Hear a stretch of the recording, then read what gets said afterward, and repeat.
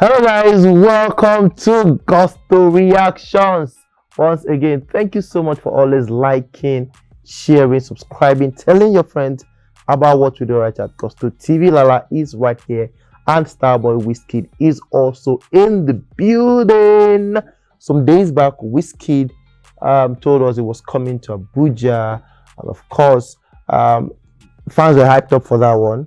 You know, a lot of people asking, oh, okay, so is Wizkid finally going to come back from Ghana, come to Nigeria to stay and everything? Of course, we know that's not going to happen. You know, he's going to be going back to base, which is Ghana, very, very soon. He's in Lagos right now. But before then, days leading to that particular, event, Wizkid on the 12th of June came up and told us or reminded us that the Superstar album, Wizkid's debut album, actually clocked 10. Was that on the 12th of Yes. June? Yeah, it released it on the 12th, or I think 11th? I think it was 11th of June. Yeah.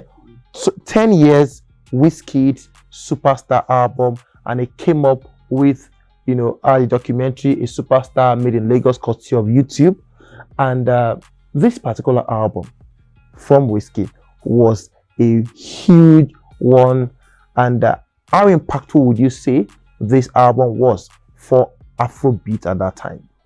Well, I think we've said this several times.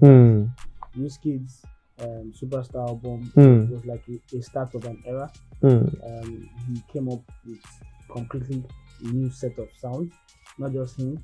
The producers he worked with. That's why you see people like Sam Clef. Shout out Sam Clef though. They come up and big up their chest. Because they know that they did a madness. I mean, they created something on this album.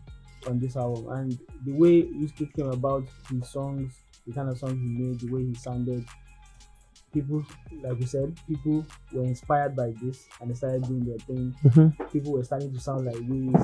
Wizkid doing back then, perhaps did not realize what he was getting into when he was starting. But I mean, I watched a lot of backstories about how this album came about, how Banky got into getting signed. This 10 years down the line, this is very, very impactful. I mean, you can look at the track list today, or even listen to the songs today, and you feel each and every song back to back without skip.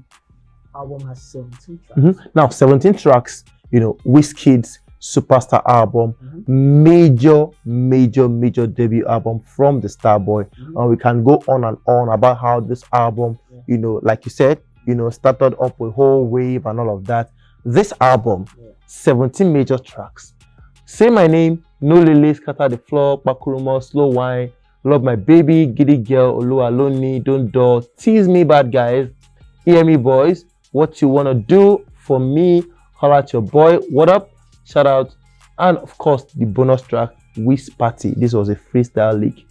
This album brings back a lot of memories. 2011, Wizkid did this one. Looking at this track list, what exactly would you say are the songs that you would say made the Wizkid brand, to move on to the other side of success? Okay, I think what started it obviously was Holla at Your Boy. Holla at Your Boy, yeah. That was the very first single. And then he went on to, feature on people's tracks. Then he came with, was it Pakuma? Was what it No, it was,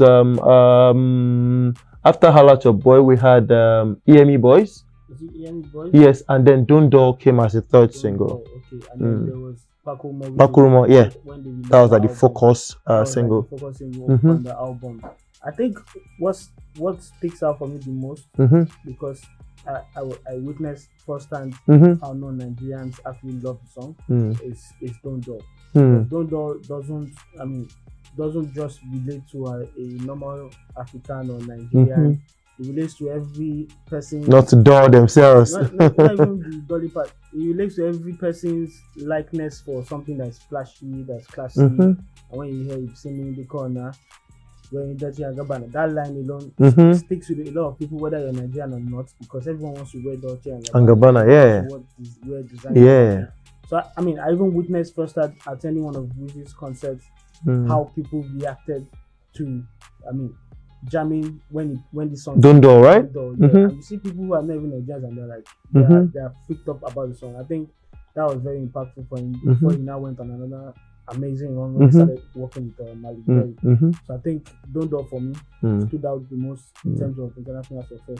I mean, Holla at Your Boy did his thing. People were complaining to Justin Bieber at the time. Saying, oh, this is the African or the Nigerian Justin Bieber, and that was the narrative they were pushing with Holla at Your Boy. Because it was so kiddish the way they went about the video and promoting the song. But Wizkid's Holla at Your Boy, as a song, this album has a body of work. When you hear, in terms of Lagos, an ode to Lagos and everything, when you hear Yay Uju Elegbashita, what comes to your mind on this song, No Lily? Well, I think that was produced by Sam Clef. No, Mastercraft. Mastercraft. Oh yeah, that's Mastercraft.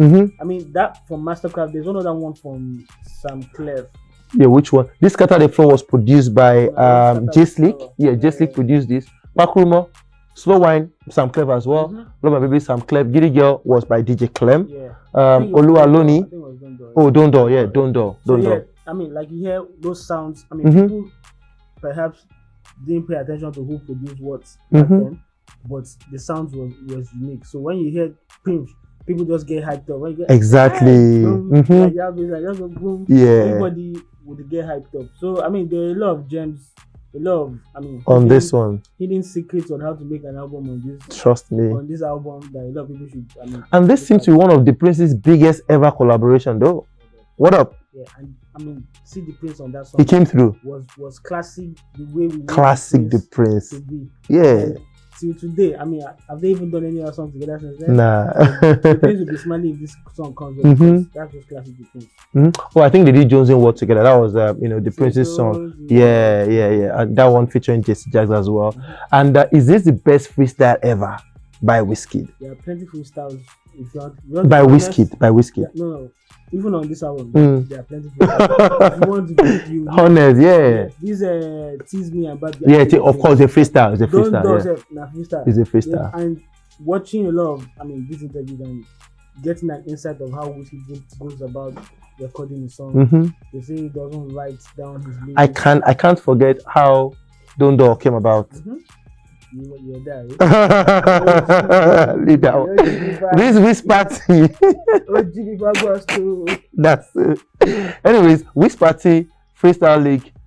So your best song on this album was or is Don't Do? Yes. The one I had on play, I think No Lele.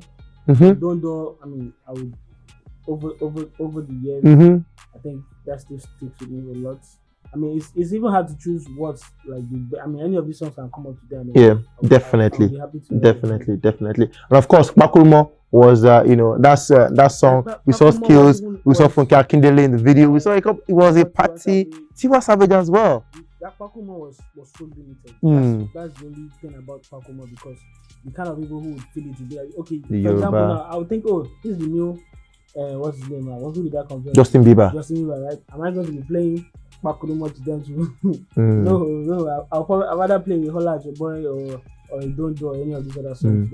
If Wizkid's Superstar album was not as successful as it were, I know at that time, can we say Wizkid would have had the kind of career that he's had in the last 10 years?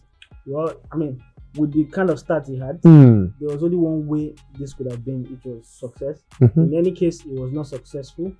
I'm pretty sure they would have gone on to release another album.